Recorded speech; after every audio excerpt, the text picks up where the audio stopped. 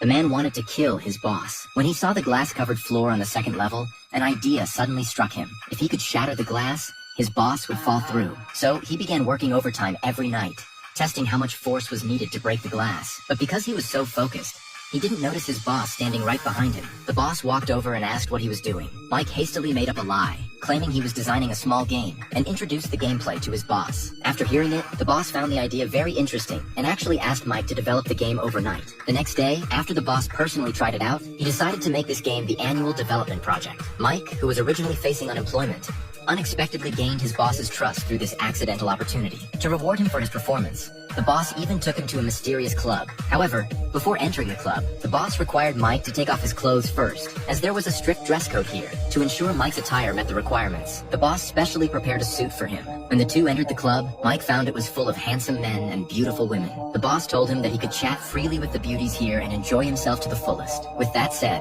the boss left. Although it was Mike's first time in such a place and he was a bit shy, he still decided to walk to the bar alone and order a drink. As he casually looked around, a beauty cast him a passionate glance. Mike's heart instantly raced, not expecting the girls here to be so forward, so he walked over without hesitation. The beauty had elegant manners and a delicate face, as if she was a regular here. The two quickly hit it off, but just at the critical moment, the boss suddenly appeared, interrupting their conversation. The beauty, upon seeing the boss arrive, immediately stopped smiling and seemed a bit scared. To avoid awkwardness, Mike excused himself to the restroom. When Mike returned to his seat, he only saw the boss alone. The boss invited him to deliver something together. Mike was curious to know what on earth needed the boss to personally deliver. After getting in the car, two strong men quickly threw a large package into the vehicle. With one look, Mike could tell there was obviously a person inside. His heart instantly raced with fright. He urgently questioned the boss about what he was trying to do, but the boss didn't respond at all. Mike kept pleading for the boss to stop the car, but the boss ignored him. Suddenly, the boss slammed on the brakes and stopped. It turned out they had encountered traffic police. The boss was extremely nervous, afraid that if the police did a routine check,